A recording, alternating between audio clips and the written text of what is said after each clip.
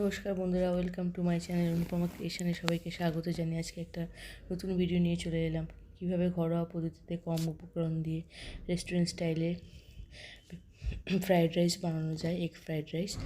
খুবই সামান্য উপকরণ দিয়ে, সেগুলো দেখলেই বুঝতে পারছি। কড়াইতে সাদা তেল নিয়ে নিয়েছি। সাদা তেলের মধ্যে রসুন, আদা এবং কাঁচা লঙ্কা দিয়ে একটু নেড়ে চেড়ে নেব। একটু বেশি কালো হয়ে গেছে, তাতে কোনো অসুবিধা নেই। এবং এরপর দিয়ে দিয়েছি পেঁয়াজটা ভাজা ভাজা হয়ে গেলে এর মধ্যে কেটে রাখা গাজরটা দিয়ে দিলাম। খুব ছোটো ছোটো করে কেটেছি। তারপর কিছুক্ষণ ভাজা হয়ে যাওয়ার পরে এর মধ্যে একটু নুন দিয়ে নেড়ে নিলাম, আর গোলমরিচ করে দিলাম। আর তিনখানা ডিম নিয়েছিলাম মনে হয়, তো সেই 3টে ডিম দিয়ে ভালো করে এটাকে ভাজা ভাজা মতো করে নেব। এর মধ্যে আমার দিয়ে দেবো ভিনিগার আর সয়া সস, খুবই সামান্য পরিমাণে। আর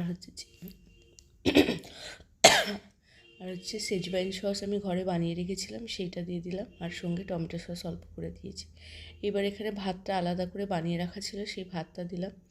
আর পরিমাণ মতো নুন দিয়ে কিছুক্ষণ নাড়াচাড়া করলেই তৈরি হয়ে গেল আমার ফ্রায়েড রাইস। আর সঙ্গে চিলি চিকেন দিয়ে পরিবেশন করলে দারুণ লাগে। দেখতে থাকুন, সঙ্গে থাকুন।